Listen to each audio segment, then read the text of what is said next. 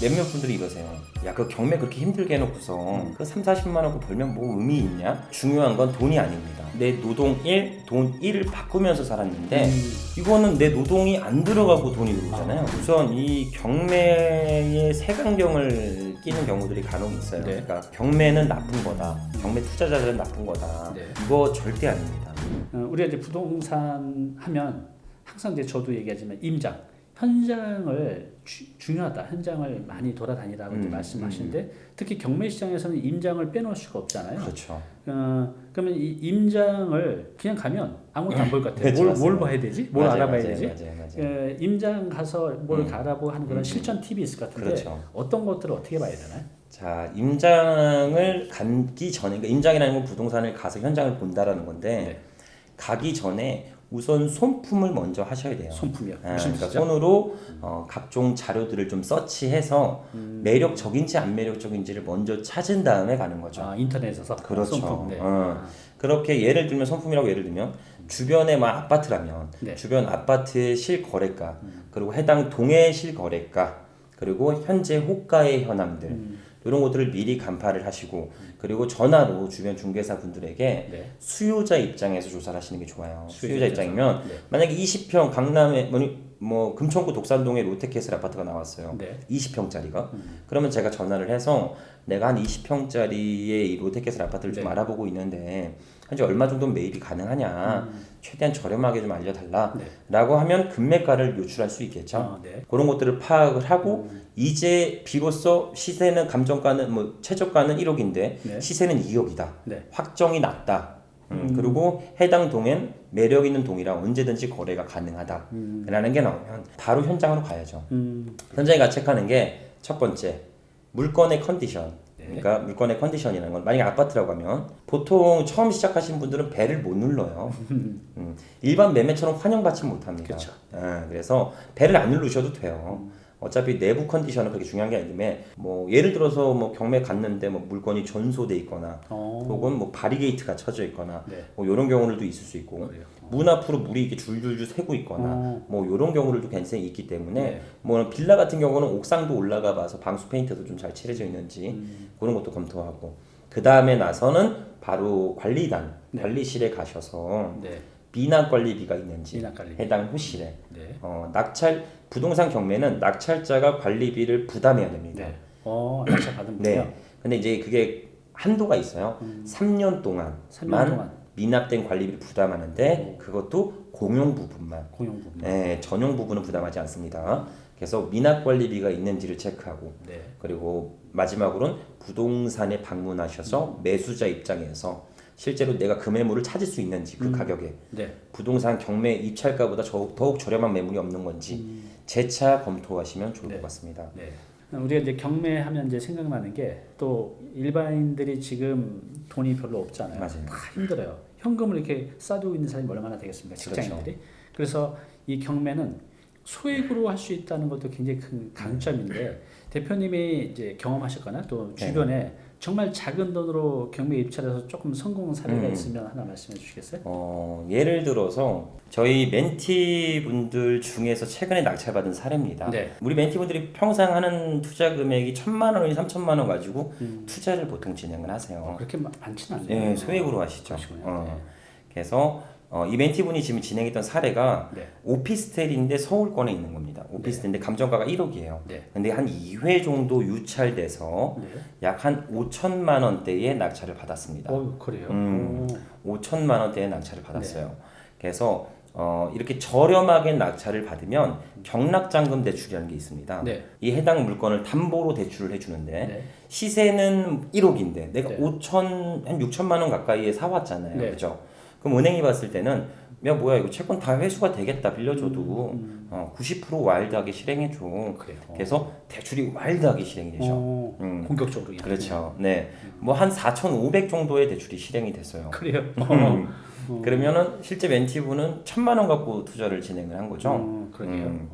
그래서 대출 받고 실제 들어간 돈은 1,000만 원 갖고 투자가 진행되고 바로 임차인 구성을 했습니다. 얼마에? 천에 50만 원에 구성을 했거든요. 와, 그래요?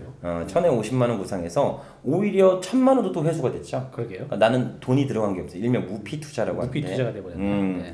그리고 50만 원의 임대료를 만들었어요. 그러면 대출이자가 한 10만 원 정도 나갑니다. 네. 그러면 순수익으로는 40만 40만 원씩이 생기는 거죠. 어마어마한데요. 투자금 없이 40이 생기는 거. 근데 이렇게 생각하면 몇몇 분들이 이러세요. 야, 그 경매 그렇게 힘들게 해놓고서 그 3, 40만 원 그 벌면 뭐 의미 있냐? 네. 이렇게 얘기하시는 분들이 많은데 네. 이게 중요한 건 돈이 아닙니다. 네.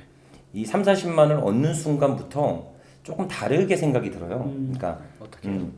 여태까지 나는 내 노동 1, 돈 1을 바꾸면서 살았는데 이거는 내 노동이 안 들어가고 돈이 들어오잖아요. 그러네요. 그러니까 이거 어쩌면 내가 이렇게 한 두세 가지만 세팅되면 한 2, 300의 월급이 나오겠고 그러게요. 여기서 시세 차익을 만들어서 더 큰 부동산으로 계속 점프할 수 있는 길이 만들어지고 꿈으로만 생각하던 게 현실이 될 수 있겠구나. 그렇군요. 이러면서 매일매일 순간이 바뀌어져요. 사람이.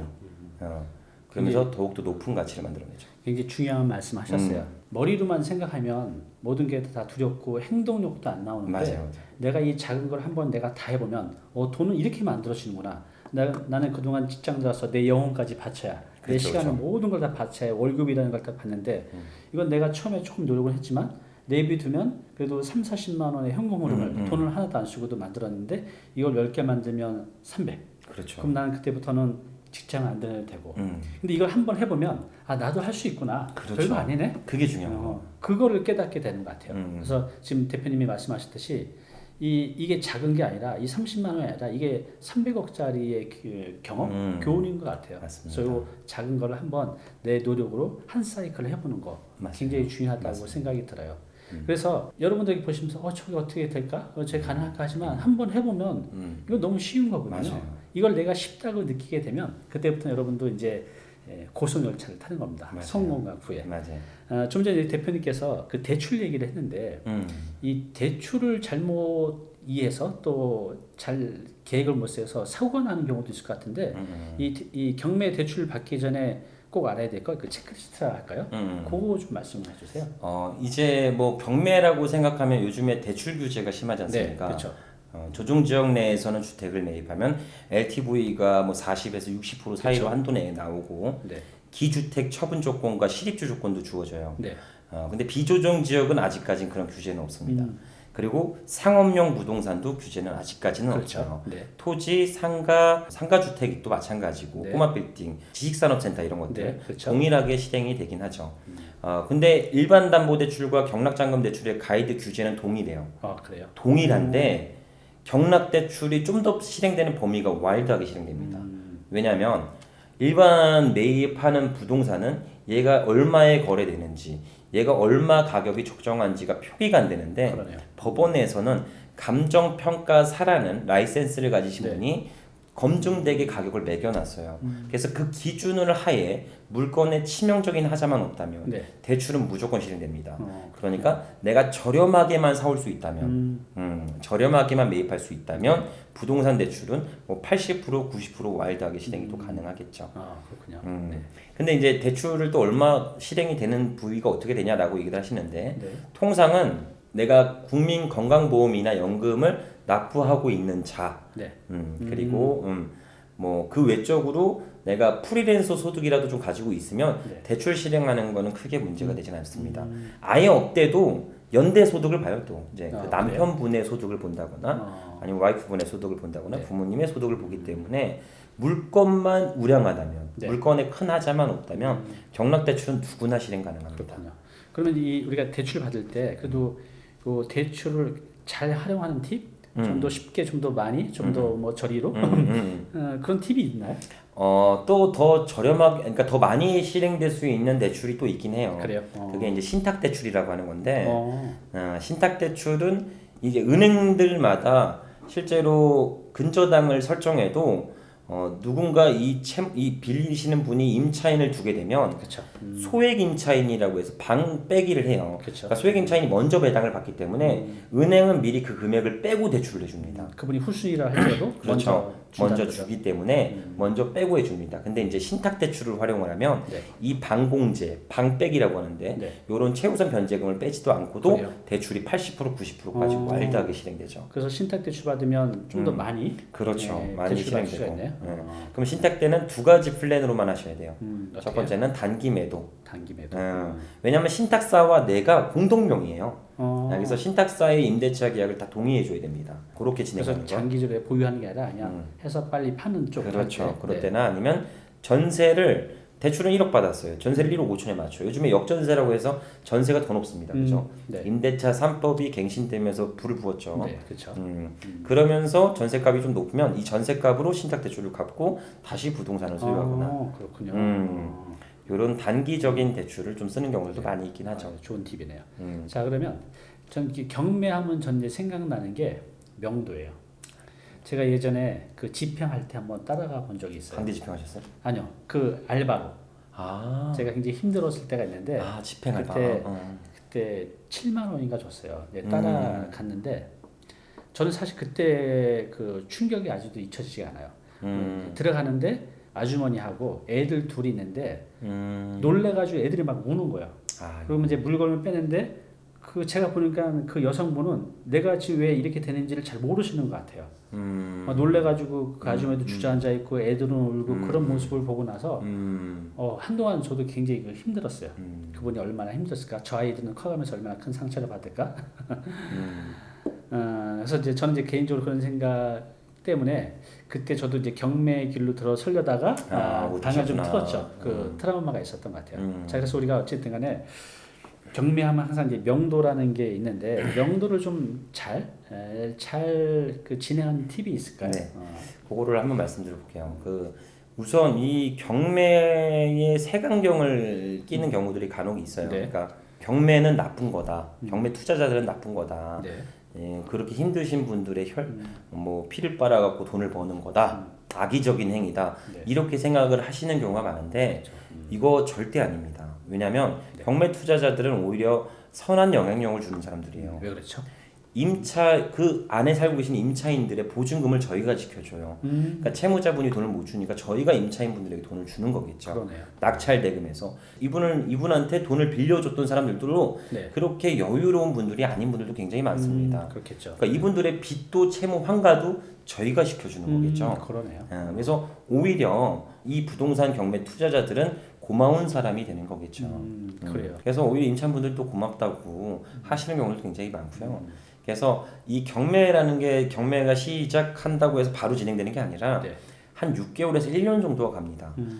왜냐하면 감정평가사가 조사한 금액을 법원에 제출하면 법원은 이걸 반영하고 줄 세우는 데까지가 뭐 1000번, 2000번 막 이렇게 순서까지 뒤로 가야 되니까 네. 그게 진행되는 게 한 6개월 정도 돼요. 그럼 그 사이에 그 임차인분이나 뭐 채무자분이 미리 다 알아보셨죠. 내가 지금 행위를 할 수 있는 게 어떤 거고, 네. 내가 계속 점유는 못하는 걸 알게 될 거고, 그리고 나는 언제 배당해서 얼마를 돈을 가져갈 수 있겠다라는 것까지 다 생각해놓고 이사 준비를 거의 다 끝내놓았어요. 통상은 무조건 끝내놔야 되는 거죠. 그래서 낙찰 받고 가면 딱 두 가지 물어보십니다. 뭘요? 첫 번째는 내가 계속 임대차 관계를 유지할 수 없겠냐. 네. 당신과 다시 새로 맺어서 네. 임차인 분이면 그렇게 얘기를 하겠죠. 네. 또 하나는 돈을 좀 요구하죠. 이사 비용을 조금만 달라. 이사 비용. 여기서 이제 제일 중요한 건 이 채무자분과 임차인과 얘기를 할 때 네. 이분의 심정을 같이 통감하는 게 가장 중요합니다. 그렇군요. 현 상황을 최대한 이해시켜 주시고 잘 얘기를 들어 주시고 그리고 지금 배당을 언제 받을 수 있고 얼마를 받을 수 있고 뭐 이렇게 혜택을 누릴 수 있는 것들을 다 얘기해 드리면서 자연스럽게 낙찰자의 권리를 인지시켜 주시면 됩니다. 점유를 계속 할 수는 없다. 네. 이게 곡소유권 이전이 되고 집주인이 나로 바뀐다. 네. 근데 이게 명도 비용이라는 걸 알아보셨을 거다. 네. 근데 이 명도 비용은 의무가 아닙니다. 그래요. 법으로 줘라라고 제공되는 금액이 아니에요. 그렇군요. 그래서 일종의 관례죠. 네. 뭐 이런 것들이기 때문에 저희가 이게 무리하게 드릴 수는 없고 이게 의무는 아니지만 그래도 소정의 성의 표시를 하고 싶어서 단기적으로 좀 이사를 해주신다면 한 30에서 50만 원 정도는 좀 지급해 드리겠다라고 하면 그분들도 오히려 또 양호하게 그러냐 알겠다 그럼 그 정도 이사 비용 받고 내가 어차피 이사 갈 예정이었으니까 이 정도까지는 집을 빼주겠다라고 얘기하고 원만하게 마무리됩니다. 통상 문자와 전화로 끝나요. 그렇군요. 네. 그러니까 막 감정적으로 대응하거나 뭐 무조건 안돼가 아니라 맞아요. 내 상황을 충분히 그분이 납득할 수 그렇죠. 이해하고 그다음에 이제 이사비도 뭐 달라는 데 다 주는 게 아니라 그렇죠. 이렇게 설명하고 이 정도는 제가 줄 의무는 없지만 맞아요. 또 제가 좀 신경을 써야 되겠습니다. 이렇게 좀 잘 풀어가는 게 좋겠네요. 제일 중요합니다. 그러니까 이사 비용을 점유자분 입에서 먼저 나오게 하면 안 돼요. 그래요? 얼마를 원하십니까? 이러는 순간부터 페이스가 그쪽으로 많이 들어갈 수밖에 없어요. 보통 그렇게 질문할 것 같은데. 안 돼요. 그러니까 그걸 오해하시면 안 돼요. 그러니까 얼마 생각하세요? 얼마 원하세요? 이러면 어차피 그분들은 나보다 높게 생각합니다. 무조건. 그러겠죠. 200, 300, 500 막 이렇게 생각을 하세요. 근데 만약에 그분이 500을 만약에 얘기했다. 그러면 나는 50만 원 생각했는데 네. 그럼 페이스가 나도 올라갈 수밖에 없어요. 그렇군요. 그래도 한 100, 200은 드려야겠다라는 생각을 할 수밖에 없어서 내가 만약에 100만 원을 생각한다. 네. 그러면 먼저 얘기를 합니다. 먼저. 의무가 아니니까. 네. 30에서 50만 원 사이를 드리겠다. 그럼 그분도 300 받으려고 했던 거 너무 많은 것 같은데 그래도 100이라도 한번 받아보자. 라고 조율하면 어차피 여기서 올라가면 여기서 맞춰줘요. 그러네요. 기준점을 내가 먼저 제시하는 게 중요해요. 그렇죠. 주도권을 잡는 거죠. 먼저. 이거 중요한 거네요. 네, 맞습니다. 네, 알겠습니다.